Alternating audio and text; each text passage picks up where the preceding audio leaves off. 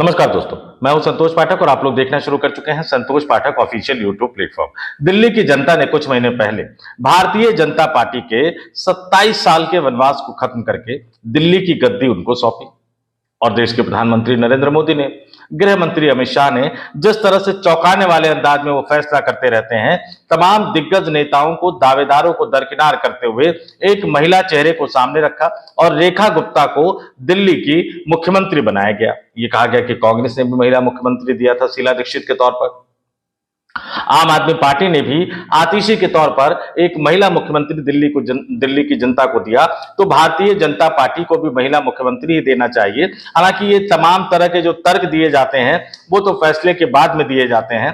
फैसला लेते समय नरेंद्र मोदी और अमित शाह की जोड़ी कम से कम इस आधार पर तो नहीं सोचती है, लेकिन एक बात तो बिल्कुल तय था, 1993 में दिल्ली की जनता ने गद्दी सौंपी, मदन लाल खुराना मुख्यमंत्री बने। विवाद बढ़ा, बाद में उनका हवाला डायरी में नाम आ गया, इस्तीफा दे दिया, साहिब सिंह वर्मा मुख्यमंत्री बने। विधानसभा चुनाव आते समय लगा कि अब चुनाव जीता नहीं जा सकता, तो सुषमा स्वराज को मुख्यमंत्री बना दिया गया और फिर भी भारतीय जनता पार्टी चुनाव हार गई। 1998 की विधानसभा का शीला दीक्षित मुख्यमंत्री बनी, 2003 में भी बीजेपी हारी, 2008 में भी बीजेपी हारी। लगातार 3 बार शीला दीक्षित दिल्ली की मुख्यमंत्री बनी। 2013 में अरविंद केजरीवाल मुख्यमंत्री बन गए। उसके बाद 2015 का भी विधानसभा चुनाव बीजेपी हारी, 2020 का भी विधानसभा चुनाव हारी, लेकिन 2025 के विधानसभा चुनाव में बड़ी ही उम्मीदों के साथ भारतीय जनता पार्टी को दिल्ली की जनता ने गद्दी सौंपी। दिल्ली की 70 सदस्यीय विधानसभा में 48 सीटें भारतीय जनता पार्टी को दी, 22 सीट आम आदमी पार्टी को दी। अरविंद केजरीवाल जो कि मुख्यमंत्री रह चुके थे, आम आदमी पार्टी के मुखिया थे, वो खुद अपनी नई दिल्ली विधानसभा सीट से वो चुनाव हार गए, जिस विधानसभा सीट पर एक जमाने में मुख्यमंत्री रहते हुए उन्होंने शीला दीक्षित को हराया था। 2013 में जब शीला दीक्षित मुख्यमंत्री थी, मुख्यमंत्री पद की दावेदार थी, लेकिन उनकी ही विधानसभा में जाकर अरविंद केजरीवाल ने उनको हराया। दिल्ली वालों को लगा कि माहौल बदलेगा, चीजें बदलेंगी, लेकिन उसके बाद चीजें कितनी बदली, कितनी सुधरी, इसको लेकर तो बहुत ज्यादा कुछ नहीं कह सकते, लेकिन तमाम लोग खुद ही कह सकते हैं। मैंने बाद में तुरंत उसके बाद आपका वीडियो बनाया था कि कौन से ऐसे 6 वादे हैं जहां दिल्ली की मुख्यमंत्री चूकती हुई नजर आ रही थी। तो कई तरह के आरोप प्रत्यारोप बीजेपी जवाब देती है, आम आदमी पार्टी आरोप लगाती है, आम आदमी पार्टी के आरोप के जवाब में भारतीय जनता पार्टी फिर से आरोप लगाती है। तो ये राजनीतिक आरोप प्रत्यारोप तो चलता रहता है, लेकिन इस बीच एक बड़ी खबर मैं लेकर आपके सामने आया हूं। 7 महीने में, जी हां, 7 महीने में 7 करोड़ से ज्यादा, 7.33 करोड़, क्या है ये आंकड़ा? किस तरह से ये दिल्ली की मुख्यमंत्री के साथ जुड़ रहा है, किस तरह से ये रेखा गुप्ता के साथ जुड़ रहा है। और इसने एक बार फिर से सवाल खड़ा कर दिया कि भारतीय जनता पार्टी जिस तरह के आरोप आम आदमी पार्टी पर, अरविंद केजरीवाल पर लगाया करती थी, अगर उसी तरह की हरकतें भारतीय जनता पार्टी को भी करनी है, अगर उसी तरह की हरकतें प्रधानमंत्री नरेंद्र मोदी द्वारा चुनी गई दिल्ली की मुख्यमंत्री को भी करना है, तो फिर दिल्ली की जनता ने जो सत्ता परिवर्तन किया था, क्या वाकई दिल्ली की जनता तक उसका फायदा पहुंच रहा है? क्या दिल्ली की जनता को उसका फायदा मिल रहा है? याद कर लीजिए, आम आदमी पार्टी पर किस तरह के आरोप लगाए गए, किस तरह के आरोप अरविंद केजरीवाल पर लगाए गए कि शाह खर्ची कर रहे हैं, राजा बन गए हैं, आम आदमी इतना ज्यादा खर्च कैसे कर रहा है। उनके मुख्यमंत्री आवास को भी शीश महल कहा गया। हालांकि कई मोर्चों पर अरविंद केजरीवाल की गलती थी, अब उनको लग रहा है कि अगर वो ऐसा ना करते तो शायद इतने बुरे हालात ना होते। लेकिन अब मैं आता हूं उस खबर पर, जो खबर मैं आपके सामने लेकर आया हूं कि मुख्यमंत्री कब बनी रेखा गुप्ता? 20 फरवरी 2025 को। आज वो प्रधानमंत्री नरेंद्र मोदी से मिलने गई थी, सपरिवार गई थी, पूरे परिवार के साथ गई थी। वो तस्वीरें उन्होंने पोस्ट की। कई तरह की खबरें आप पढ़ रहे होंगे कि दिल्ली के मुख्यमंत्री ने दिवाली का त्योहार मनाया, दिल्ली के मुख्यमंत्री ने करवा चौथ मनाया, इस तरह की खबरें। ये भी पत्रकारिता का एक नया स्टाइल है, लेकिन ठीक है, ये चलता है। लेकिन मैं आपके सामने खबर लेकर आया हूं कि 20 फरवरी 2025 को दिल्ली की मुख्यमंत्री बनी रेखा गुप्ता ने भी अपने प्रचार प्रसार पर सिर्फ 7 महीनों के अंदर ही 7 करोड़ से ज्यादा की रकम खर्च कर दी है। जी हां, सिर्फ 7 महीनों के अंदर ही 7.33 करोड़ की राशि खर्च कर दी है अपने प्रचार पर।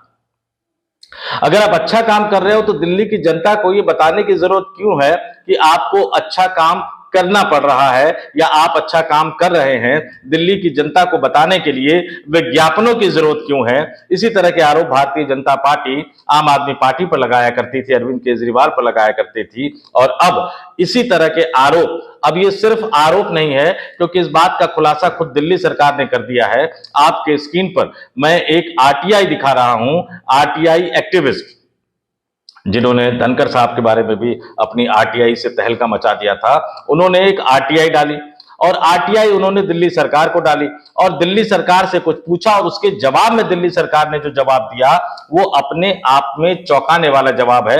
आपके स्क्रीन पर मैं वो आरटीआई दिखा रहा हूं। इस आरटीआई में अजय वासुदेव बोस ने क्या पूछा, उन्होंने पूछा कि please provide information on total amount spent on advertisement on print media, electronic media, social media, hoardings, billboard, etc.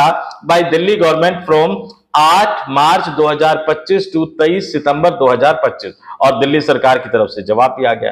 क्या जवाब आ गया वो भी मैं आपको बता देता हूं। ये पीआईओ है अकाउंट्स ब्रांच के, उनके हस्ताक्षर से ये जवाब आया है और इसमें जवाब में बताया गया है as per available records total amount spent on advertisement separately on print media, electronic media, social media, hoardings, billboards wise is not available in account branch of DIP.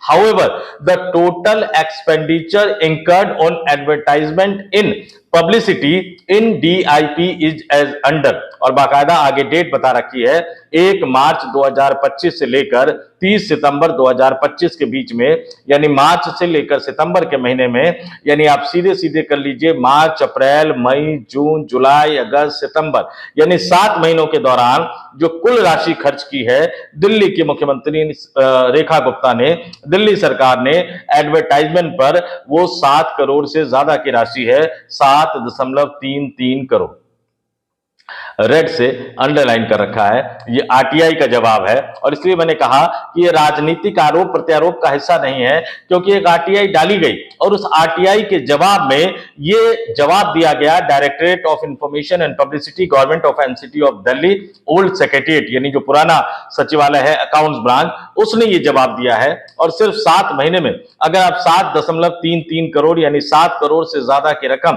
सिर्फ विज्ञापन पर खर्च कर देते हैं, तो फिर वही सवाल उठता है कि क्या जिन वादों को करके आप सत्ता में आए थे उन वादों को पूरा कर रहे हैं, नहीं कर रहे, और अगर कर रहे हैं तो फिर दिल्ली की जनता को ही विज्ञापन के जरिए आपको बताने की जरूरत क्यों पड़ रही है। दिवाली में पटाखे पर रोक हटी, ग्रीन पटाखे की बात कही गई, सुप्रीम कोर्ट ने आदेश दिया, और आज जिस तरह से पर्यावरण का माहौल बना हुआ है उसको लेकर तमाम चीजें दिल्ली का एक एक व्यक्ति ये जानता है, समझता है कि कहां गई जो कहा गया था कि आर्टिफिशियल बारिश करेंगे जिससे पॉल्यूशन कम होगा, वो आर्टिफिशियल बारिश क्या कहीं आपको दिखाई दी है? दिल्ली की जनता से पूछना चाहता हूं, क्या कहीं आज आर्टिफिशियल बारिश हुई है? तो सपने बहुत दिखाए गए, बहुत सारी चीजें बताई गई, लेकिन क्या वो चीजें सुधरी? चाहे सरकारी स्कूलों की हालत की बात कर ले, चाहे दिल्ली में पब्लिक ट्रांसपोर्ट यानी डीटीसी की बात कर ले, दिल्ली मेट्रो ने इस बीच किराया बढ़ा दिया। दिल्ली सरकार अगर चाहती तो उसमें हस्तक्षेप कर सकती थी, क्योंकि दिल्ली सरकार का भी अपना एक अलग स्टेक है। मैं सिर्फ आम आदमी से जुड़े मुद्दों की बात करता हूं। आप जब यूपी से दिल्ली में जाते हैं, हरियाणा से दिल्ली में जाते हैं, एमसीडी का टैक्स हटा? नहीं हटा। सरकारी स्कूलों की हालत सुधरी? सरकारी अस्पतालों की हालत सुधरी? सरकारी अस्पतालों में क्या सारे टेस्ट हो रहे हैं? सरकारी अस्पतालों में क्या दवाई मिल रही है? नाले साफ हो गए हैं? छठ का त्योहार आने वाला है, छठ का पर्व आने वाला है, जिस केमिकल को डाले जाने को लेकर प्रवेश वर्मा ने यमुना मैया के घाट पर जाकर हंगामा किया था, दिल्ली सरकार वही केमिकल डाल रही है, यानी अभी तक यमुना की सफाई नहीं हो पाई है। तो छठ वाले दिन क्या होगा, यमुना मैया कितनी साफ होगी, ये तो अलग विवाद का विषय है। लेकिन इन तमाम कामों के बावजूद अगर आपको विज्ञापन पर हर महीने 1 करोड़ से ज्यादा की राशि खर्च करनी पड़ रही है, 7 महीने में आपने 7.25 करोड़ से भी ज्यादा की राशि खर्च कर दी है, तो फिर आपकी मंशा पर सवाल उठते हैं, आपकी नीयत पर सवाल उठते हैं, आपकी कार्यप्रणाली पर सवाल उठते हैं। और ये कोई राजनीतिक आरोप प्रत्यारोप नहीं, क्योंकि ये आंकड़ा तो खुद दिल्ली की सरकार ने ही बताया है। तो इस वीडियो में इतना ही। जाते जाते आपसे अनुरोध करूंगा कि कमेंट करके जरूर बताइएगा कि भारतीय जनता पार्टी की मुख्यमंत्री, दिल्ली की मुख्यमंत्री रेखा गुप्ता विज्ञापन पे जो इतना ज्यादा खर्च कर रही है, इसको कितना जस्टिफाई ठहराया जा सकता है, और क्या वाकई समय आ गया है कि सरकारों को अब विज्ञापन नीति को तय करना चाहिए कि आखिर वो कितना खर्च करेंगे, कहां कहां खर्च करेंगे। क्योंकि आप देश की राजधानी दिल्ली में घूमते होंगे तो देश के कई भारतीय जनता पार्टी शासित राज्यों के अलग अलग बोर्ड आपको नजर आते होंगे। अब यूपी और उत्तराखंड के मुख्यमंत्री को दिल्ली की जनता को बताने की जरूरत क्यों पड़ती है कि वो यूपी और उत्तराखंड में क्या कर रहे हैं? सवाल गहरे हैं, कमेंट करके जरूर बताइएगा कि आपका इस पर क्या मानना है।